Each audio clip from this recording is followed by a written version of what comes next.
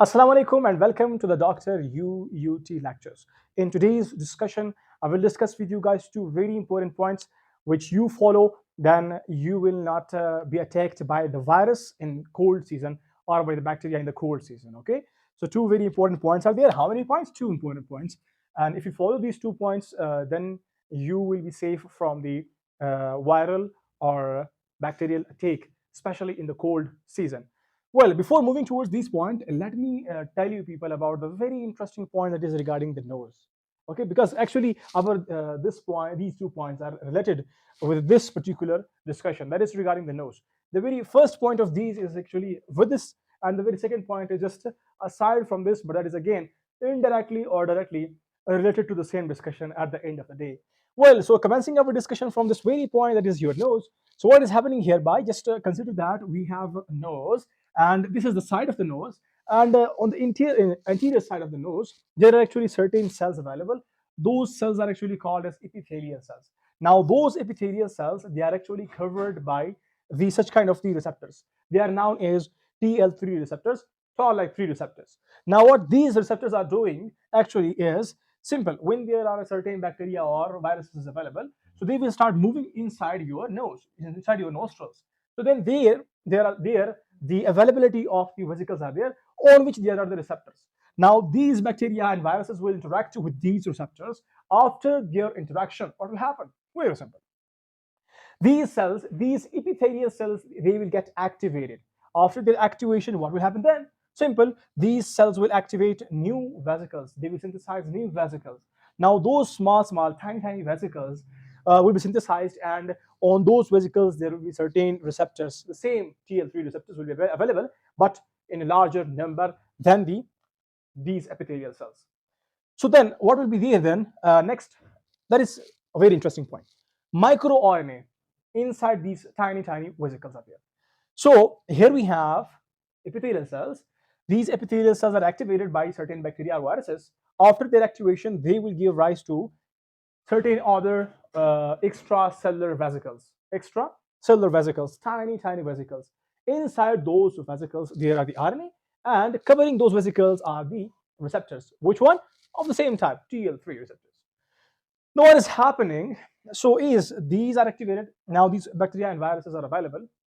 So, when they see such kind of cells being synthesized and they're having the same kind of receptors, so the viruses and bacteria, they will get a kind of attention towards these sort of cells. These sort of cells. So now those bacteria and viruses will move towards these cells, and those viruses and bacteria will interact with these receptors. After their interactions, the bacteria and the viruses, they will move in. They will start moving in. Will be engulfed kind of by these tiny vesicles. Now inside these vesicles there are the RNA. Now those RNA, microRNA, they are having a certain kind of ability, that is antiviral ability. So they will fight with those viruses. Along with that, there is actually the ability with the bacteria also. So what's happening hereby?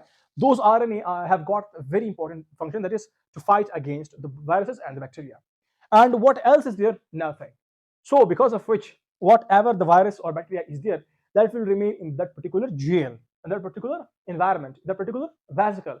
So they cannot invade, cannot go inside the body, cannot damage you further. Why? Because these vesicles have already damaged them. A very interesting point. I hope you're getting. So what is happening hereby? And let's take that in short. Bacteria and virus will enter and they will activate these cells. These cells will activate certain new vesicles, extracellular vesicles. On those vesicles, certain types of receptors will be there.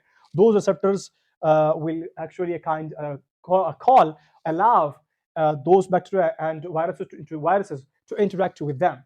After their interaction, what will happen? Those viruses and bacteria will be destroyed by means of these extracellular vesicles. Got? And these have got certain other jobs also, that are actually the gene expression. They are also responsible to do the gene expression. Now, what is gene expression? Simple. They will give a signal to other cells, neighboring cells, and other cells to boost up the immunity to synthesize certain proteins and stuff which are necessary to fight against the foreign antigen in the form of pathogen, in the form of virus, in the form of bacteria, and whatsoever is the stuff, the antigen. So like this, they are actually fighting. What is there? Epithelial cell. Your nostrils. Inside the nostrils, there is actually the cells available. Those are called epithelial cells, and they are responsible to fight against the surrounding pathogens like bacteria and viruses when they are coming inside your nostrils. So this is how they fight. Now, how to connect these with these 2 points and how to protect yourself during the cold season. Now, the very first point is the cold season. The very first point is the cold season. Now, in the cold season, what is happening? These micro, tiny vesicles, extracellular vesicles, their concentration, their number decreases. Okay, so when their concentration and their number decrease, and in the meanwhile, their capability or their ability to fight against the foreign particles, foreign antigens, is actually decreased as well. So what is happening then? In the cold season, people often get towards a disease condition, a disease state. Means easily we are attacked by the viruses and bacteria, and we feel disease condition. So now, how to protect ourselves from these fighting these viral antigens? Very simple and easy peasy. So what we do? We will actually maintain. We will maintain the temperature.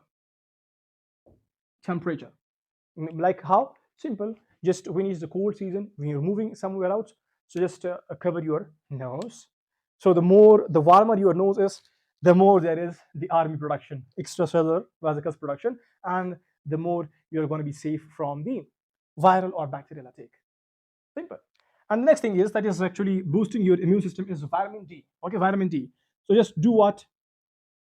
Do have some sort of sun bath. Okay, go where there is amount of abundance of the sunshine to you. So, I mean, in short, you can we can say is that just have a kind of sun to your body, sun exposure. In short, sun exposure. Okay, so that will help you guys to have vitamin D. Along with that, you will be having a warmer temperature, and whenever you are moving somewhere out, so don't forget covering your nose, because you are maintaining the temperature of your nose.